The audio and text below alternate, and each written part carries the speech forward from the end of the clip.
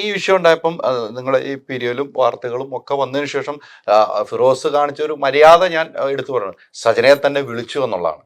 അല്ല, സജിനെ ഞാൻ ഇപ്പോഴും അതെ വിളിക്കും. അതെ, ഇപ്പോഴും വിളിക്കുന്നോണ്ടാണ് വിളിച്ച് ഈ കാര്യങ്ങൾ പറയുകയും ചെയ്തത്. പിന്നെ തീർച്ചയായും, കാരണം അത് സജിനയ്ക്ക് ആരെന്ത് പറഞ്ഞാലും സജിനയ്ക്ക് വ്യക്തമായിട്ട് അറിയാം ഞാൻ എന്താണെന്നുള്ളത്.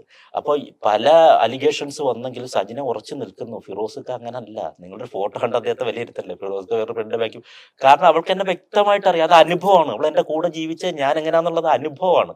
അതുകൊണ്ടാണ് അവൾ അത്ര കോൺഫിഡൻസോടെ പറയുന്നത്. ബാക്കിയുള്ളവരൊക്കെ ചുറ്റിൽ നിന്ന് പറയുന്നവരാണ്. മനസ്സിൽ ഇത് കാണാതെ. അല്ല, അവിടെയാണ് സജനയുടെ ക്വാളിറ്റി ഞാൻ ഇപ്പൊ മനസ്സിലാക്കിയത്. തീർച്ചയായിട്ടും തീർച്ചയായും ബാക്കിയുള്ളവരെന്ന് പറഞ്ഞാൽ അങ്ങനെയല്ല. ബാക്കിയുള്ളവരെന്ന് പറഞ്ഞാൽ ഊഹം, ഒരു ഫോട്ടോ കണ്ടിട്ട് അങ്ങനെ ആകാമെന്ന് പറഞ്ഞിട്ട് പോകുന്നതാണ്, മറ്റുള്ളവരുമായിട്ട് റിലേറ്റ് ചെയ്തിട്ട് പോകുന്നതാണ്. സജിന എന്ന് പറഞ്ഞാൽ എൻ്റെ കൂടെ ജീവിച്ച് ഞാൻ എന്താണെന്ന് അറിയാവുന്ന വ്യക്തിയാണ്. നമ്മുടെ കൂടെ ജീവിക്കുന്ന ഒരാൾക്കെ നമ്മളെ കുറിച്ച് അറിയാൻ പറ്റൂ. സോ അതുകൊണ്ടാണ് അവൾ അത്രയും കോൺഫിഡൻസ് ആയിട്ട് പറഞ്ഞത്. അങ്ങനെ അല്ല എന്ന്. അല്ല, അത് എനിക്ക് ഫിറോസ് തുടക്കത്തിൽ പറഞ്ഞു പോയ രണ്ട് കാര്യങ്ങളാണ് എനിക്ക് പേഴ്സണലായിട്ട് ശരിക്കും എൻ്റെ മനസ്സിൽ കഴിയുക.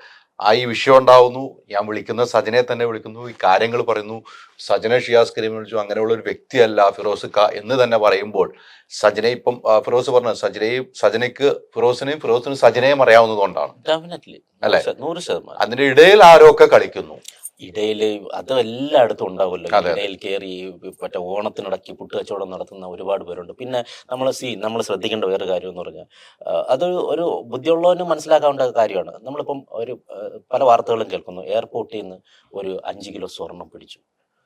ആക്ച്വലി ഒറ്റ കൊടുക്കുന്ന ഈ സ്വർണം കൊടുത്തേച്ച ആള് തന്നെയാണ്.